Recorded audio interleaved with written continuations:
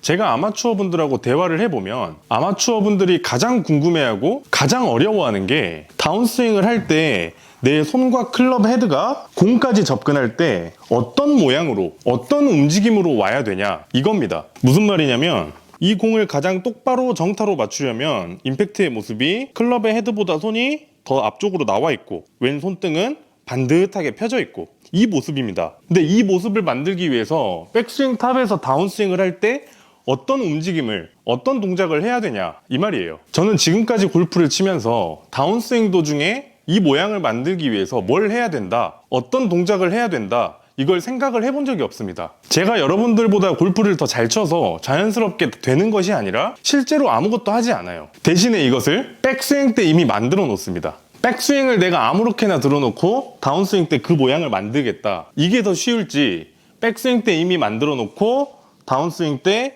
그대로 가지고만 올지, 단순하게 생각해봐도 후자가 훨씬 더 쉬운 방법이겠죠. 클럽 페이스를 잘 보여드리기 위해서 이 퍼터를 준비했어요. 제 퍼터 클럽 페이스는 이 하얀색이니까 잘 보이실 거예요. 제가 백스윙을 할 때 왼 손등이 반듯하게 펴져 있는 보잉을 굉장히 많이 강조를 하죠. 그 이유가 이 모습이 임팩트 때의 모습이기 때문이에요. 만약에 백스윙 때 왼 손등이 이렇게 펴져 있지 않고 굽어져서 이렇게 커핑이 나왔다면 그대로 내리면 당연히 클럽의 페이스가 열려 있고 똑바로 보내기 위해서는 이 모습을 다시 보잉의 모습으로 바꿔야 될 거예요.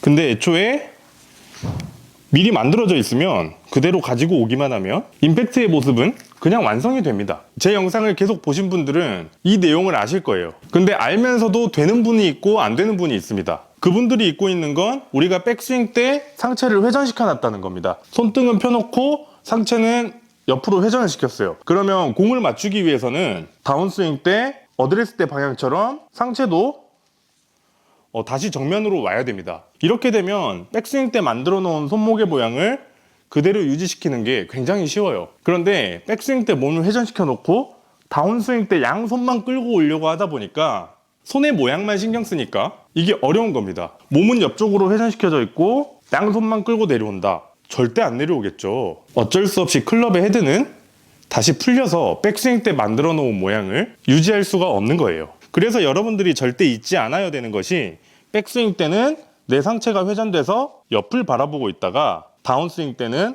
어드레스 때 방향으로 다시 되돌아온다. 그러면 내가 백스윙 때 만들어 놓은 손의 모양을 변형시키지 않고 그 모양 그대로 끌고 내려올 수가 있다. 그러면 다운스윙 때 내 손의 모양을 바꾸지 않았기 때문에 결국에 중요한 것은 백스윙 때의 내 손의 모양이겠죠. 백스윙 때의 손의 모양이 임팩트 때의 손의 모양일 테니까. 그래서 제가 저번 시간에 설명해드린 손과 팔의 힘이 빠지고 코어의 힘을 모아주는 바디턴 백스윙, 이것이 굉장히 중요합니다. 못 보신 분들은 링크 보시면 되고요. 저번 시간에 말씀드렸던 것처럼 내 등판과 복근이 이 클럽을, 가기 싫은 클럽을 억지로 회전시켜서 올렸을 때 손과 팔에 힘이 들어가 있던 내 몸통에 힘이 들어가 있던 둘 중에 한 군데만 힘을 줄 수가 있습니다. 그런데 이때 내 코어에 힘을 잘 먹였고 손과 팔에는 힘이 빠져 있어요. 그러면 손등은 자연스럽게 펴지게 됩니다. 이 손에 힘이 없기 때문에 이 클럽의 헤드 무게에 의해 왼손등은 펴질 수밖에 없어요. 만약에 안 펴졌다고 하더라도 내가 연습을 통해서 펴는 것이 굉장히 쉽습니다. 그냥 손만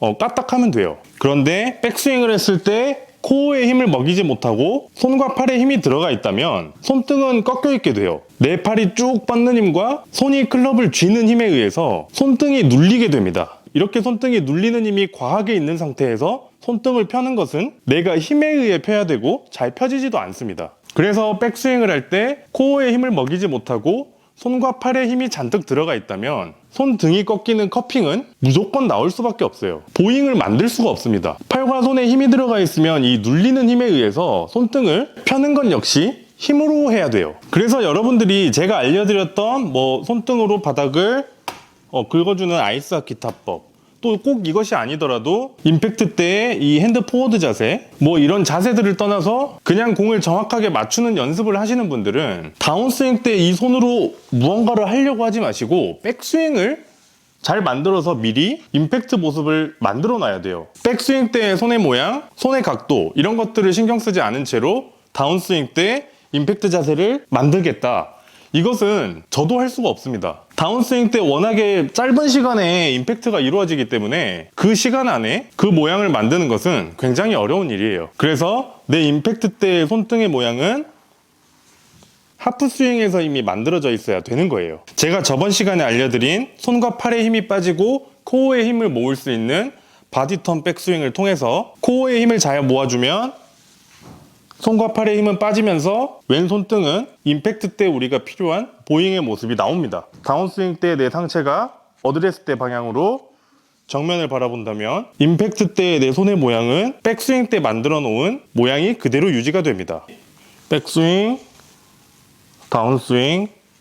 지금 제 손은 아무것도 하지 않았습니다. 백스윙 때의 모습 그대로예요. 백스윙 때 잘 만들어 놓은 모양을 왼팔로 타겟 방향으로 그대로 밀어주기만 하면 됩니다.